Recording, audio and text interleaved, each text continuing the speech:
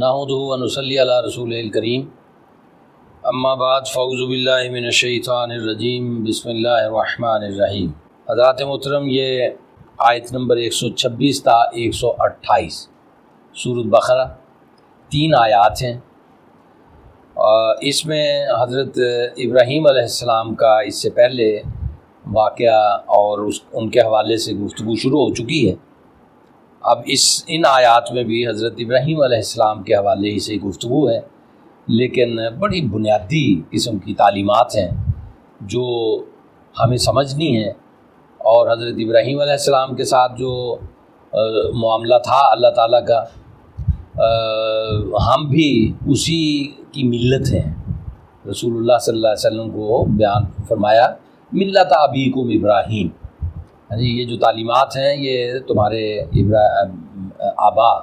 ابی یعنی باپ ابراہیم علیہ السلام ہی کا دین ہے۔ تو چنانچہ اس کے اندر بھی بڑی بنیادی قسم کی ہدایات ہیں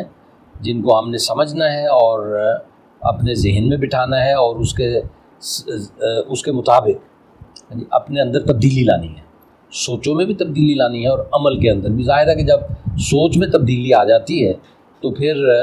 عمل میں بھی تبدیلی آنا ناگزیر ہوتا ہے، یعنی سوچ عمل کو بدل ڈالتی ہے۔ تو سوچوں میں یعنی حق پیوست ہو جائے، یہ ہماری ضرورت ہے۔ ہاں جی، وَإِذْ قَالَ إِبْرَاهِيمُ رَبِّ اجْعَلْ هَٰذَا بَلَدًا آمِنًا، یاد کرو اس وقت کو جب کہ حضرت ابراہیم علیہ السلام نے اللہ کی بارگاہ میں درخواست کی کہ اے میرے رب، اس شہر کو امن کا شہر بنا دے۔ دعائے خلیل آگے بھی آ رہی ہے، یہ بھی ہے وَارْزُقْ أَهْلَهُ مِنَ الثَّمَرَاتِ مَنْ آمَنَ مِنْهُمْ بِاللَّهِ وَالْيَوْمِ الْآخِرِ، اور عطا فرما ان کو ہر قسم کے ثمرات، من آمن منہم باللہ والیوم الآخر، جو اللہ اور یوم آخرت پر ایمان لائے ان کو۔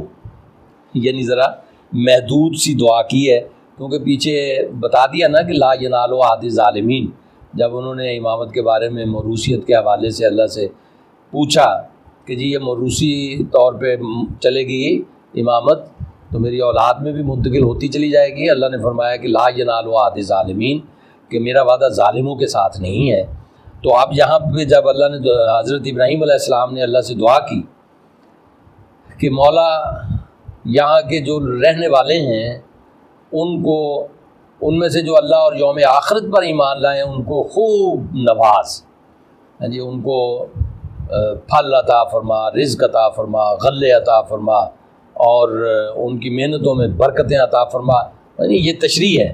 تو الفاظ صرف اتنے ہی ہیں کہ وَارْزُقْ أَهْلَهُ مِنَ الثَّمَرَاتِ، یعنی عطا فرما اس کے رہنے والوں کو ثمرات۔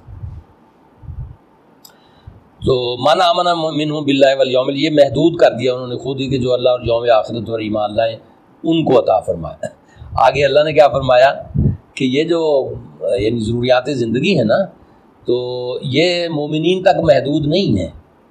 اللہ کے ہاں اللہ کا ایک نظام ہے نا، اللہ نے انسانوں کو پیدا کیا اور سب کچھ عطا فرمایا، سب کو عطا فرمایا، سب کے لیے عطا فرمایا۔ یہ تو پھر بعد میں انسان ہوتے ہیں نا کہ جو بعد کو محروم کر دیتے ہیں اور بعد اپنے حق سے زیادہ لے جاتے ہیں۔ طاقتور اور ذہین افراد جو ہیں وہ سیند کے رکھتے ہیں، جمع کرتے ہیں اور عوام کے لیے محرومیاں پیدا کرتے ہیں۔ یہ انسانوں کا کیا دھرا ہوتا ہے۔ ہم جو اس کو اللہ کے کھاتے میں ڈالتے ہیں نا، اللہ کے ذمے لگاتے ہیں اور تھوپتے ہیں، اللہ اس سے پاک ہے۔ اللہ کسی کو محروم نہیں بناتا، اللہ کسی کی زندگیوں میں زہر نہیں گھولتا، اللہ کسی کے اوپر ناجائز بوجھ نہیں ڈالتا۔ ہاں جی، تو یہ انسان ہیں کہ جنہوں نے انسانوں کے ساتھ یہ سلوک کیا ہوا ہے، لہذا ان کو پہچانیں، ان کو جانیں۔ ان کو جاننے اور پہچاننے کے بغیر نہ آپ کے اندر حرکت پیدا ہو سکتی ہے، عوام سے مخاطب ہوں میں، عوام، نہ آپ کے اندر حرکت پیدا ہو سکتی ہے، نہ کوئی امنگ پیدا ہو سکتی ہے، نہ اپنی قوم کی حالت کو بدلنے کے لیے آپ کے اندر کہیں سے جذبہ آ سکتا ہے، کیونکہ آپ تو اسے اللہ کا کیا کر کے اس پہ راضی رہیں گے کہ اللہ کے کیے پہ راضی ہیں جی، جو اللہ نے دیا ہے اس پہ راضی ہیں، اور جو اللہ نے نہیں دیا اس پہ بھی راضی ہیں۔ یعنی یہ صبر اور شکر کے جو تصورات ہیں وہ اللہ کے ساتھ تو خاص ہیں، ٹھیک ہے، لیکن جن چیزوں پہ ہم صبر اور شکر کرتے ہیں وہ اللہ کی طرف سے نہیں بلکہ بندوں کی طرف سے آپ کی زندگیوں میں عوام کی اور محروموں کی، مظلوموں کی پستیاں پسماندگیاں یہ بندوں کی طرف سے ہیں، اللہ کی طرف سے نہیں ہیں۔ اللہ تو کہتا ہے، اللہ نے یہ دیکھیں یہ کیا فرمایا ہے جی، اللہ کہتا ہے انہوں نے تو صرف مومنین کے لیے مانگا نا جو اللہ اور آخرت پر ایمان رکھتے ہو۔ اللہ نے کیا فرمایا؟ قال ومن کفر، جی جس نے اللہ اور یوم آخرت کا انکار کر دیا فَأُمَتِّعُهُ قَلِيلًا، اس کو بھی تھوڑا سا عطا فرماؤں گا، ثُمَّ أَضْطَرُّهُ إِلَىٰ عَذَابِ النَّارِ، پھر مرنے کے بعد اسے سزا کی طرف مجبور کروں گا۔ ہاں جی، پھر سزا ہے نا، مرنے کے بعد ہے، مرنے سے پہلے نہیں ہے۔ مرنے سے پہلے تو مہلت ہے، مہلت عمل ہے۔ ہاں جی، جو کرنا ہے کر لو، مومنوں اپنی آخرت بنا لو۔ اپنی آخرت کس طرح سے بنانی ہے؟ انسانوں کے لیے کام آئے، ہاں جی، اور اپنا سب کچھ انسانیت کے لیے وقف کر دیں، لگا دیں، ساری توانائیاں، ساری صلاحیتیں، ساری خوبیاں، سارے کمالات۔ ہے نا، ظاہر ہے کہ یہ اپر کلاس کے لیے ہیں، اور عوام جو ہیں جب یہ اپر کلاس درست ہو جاتی ہے عوام بھی پھر ٹھیک ہو جاتے ہیں۔ ہاں جی، انہی کو فالو کرتے ہیں نا، الناس علی دین ملوکہم جو کہا گیا، تو جیسے ملوک ویسے ہی انسان۔ تو جب وہ نیکی کے راستے پہ پڑ جاتے ہیں تو اس کے گرد و پیش والے بھی نیک ہو جاتے ہیں، اور اس کے دیکھا دیکھی نیچے تک نیکی آ جاتی ہے جی۔ اور جب وہ بدماش ہو جاتے ہیں تو اس کے گرد و پیش والے بھی ظالم بن جاتے ہیں، اور عوام بیچارے مظلوم بنتے ہیں، ان کے ظلم سہتے رہتے ہیں۔ ہاں جی، تو یہ معاملہ ہوتا ہے۔ قال من کفر فأمتعه قلیلا، تو فرمایا کہ جس نے کفر کیا اس کو بھی تھوڑا سا عطا کروں گا، یعنی ضروریات زندگی۔ اللہ کے ہاں تو یہ تھوڑا ہی ہے نا، اللہ کے ہاں تو پتہ نہیں کتنی کائناتیں ہیں، اس کی وسعتیں ہیں،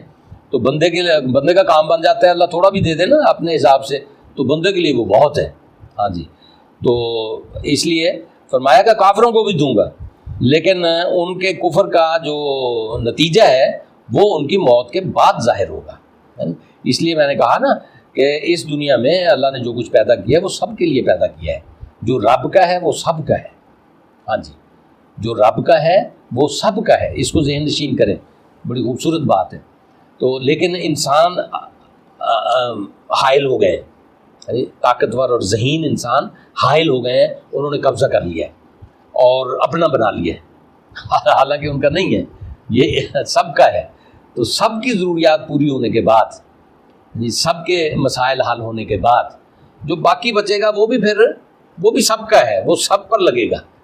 ہاں جی، قوم ترقی کرے گی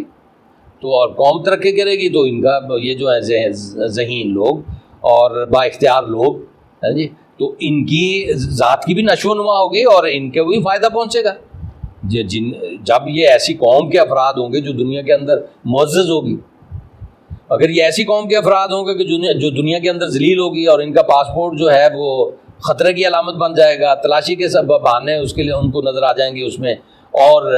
وہ ٹکے کی عزت نہیں ہوگی، تو یہ دولت جو یہاں پہ جمع ہے اس کا کیا فائدہ ہے پھر؟ وہاں پہ جوتیاں اتروا رہی ہوں گی اور پورے کی پوری اپنا وہ اسکیننگ ہو رہی ہوگی کہ کہیں پہ کہیں بم نہ باندھا ہوا ہو۔ تو اس لیے جب قوم معزز ہے تو قوم کے افراد بھی معزز ہیں، اس کے طاقتور طبقات بھی معزز ہیں، لیکن جب قوم ذلیل ہے، پست ہے، حقیر ہے اور دنیا میں ٹکے کی ویلیو نہیں ہے، تو پھر قوم کے جو اندر رہتے ہوئے بڑے بڑے انبار اکٹھے کیے ہوئے ہیں نا دولت کے اور اختیارات کے اور وسائل پہ قابض ہوئے ہیں، تو ان کی بھی باہر جائیں گے، دو ٹکے کی عزت نہیں ہوتی۔ وبئس المصیر ہے، وہ بہت برا ٹھکانہ ہے۔ یہ سن لیں، یہ سارے کے سارے جنہوں نے قبضہ کر کے بیٹھے ہوئے ہیں، اور جو رب کا ہے وہ سب کا ہے، تو جنہوں نے سب کو محروم کیا ہوا ہے، چاندے قبضہ کر کے بیٹھے ہوئے ہیں، وہ اللہ انہیں عذاب عظیم کی طرف، عذاب نار کی طرف مجبور کرے گا، اور وہ بہت برا ٹھکانہ ہے۔ تو یہاں کے جو اچھے ٹھکانوں کی وجہ سے ہمیشہ ہمیشہ کے برے ٹھکانے کے لیے جو راضی ہو گئے ہیں، تو وہ کوئی دانش مند نہیں ہے، یہ عقل کی بات نہیں ہے۔ عقل کی بات یہ ہے کہ آج دنیا کے لیے جی لیں، انسانوں کے لیے، ان کی سربلندی کے لیے لگا دیں اپنا سب کچھ، اور کل کو جناب اونچا مرتبہ پائیں، بہت بلندی پہ آپ فائز ہوں، اور وہ بلندیاں ایسی کہ ان کو زوال نہیں ہے، وہ عزت ایسی کہ جو ہمیشہ ہمیشہ رہے، اور خالق کائنات کے ہاں عزت ہو، اور کہے کہ میرا بندہ تو نے تو مجھے خوش کر دیا تو نے مجھے فرشتوں کے مقابلے میں اور شیطان کے مقابلے میں بھی میری بات کی لاج رکھی، تو نے میرا کلمہ بلند کر دیا۔ اگلی بات یہ ہے کہ وَإِذْ يَرْفَعُ إِبْرَاهِيمُ الْقَوَاعِدَ مِنَ الْبَيْتِ وَإِسْمَاعِيلُ،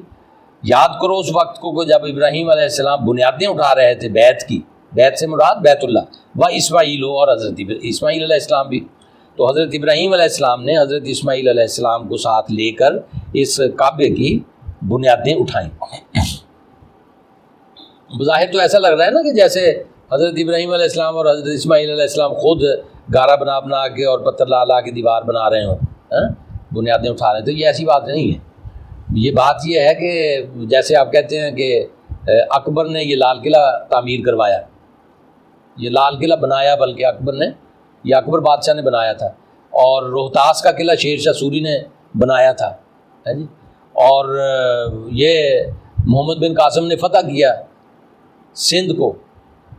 اب محمد بن قاسم نے فتح کرنے والے لشکر کی قیادت کی،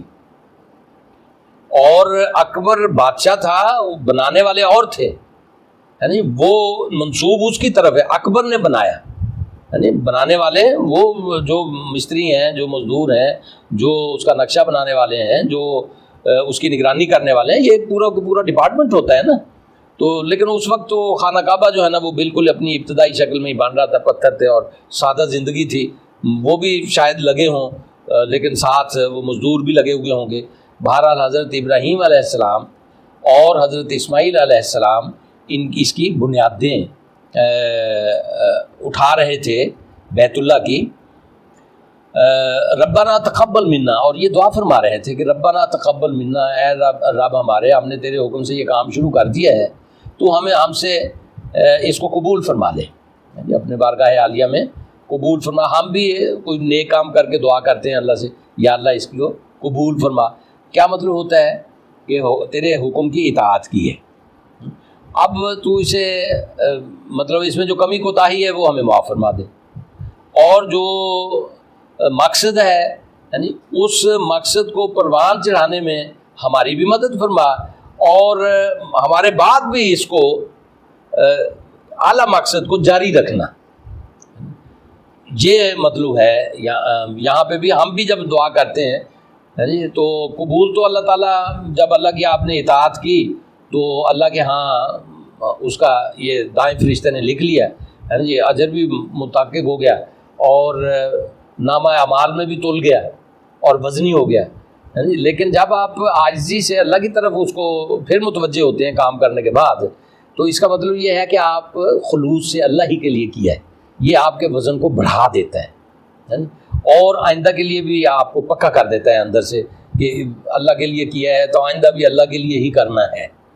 تقبل منا، ہم سے قبول فرما لے، تو یہ عاجزی کا کلمہ ہے، اور اللہ کے سامنے پیش کرتے ہیں، ہم عاجز ہیں، اللہ کے سامنے عاجز ہیں۔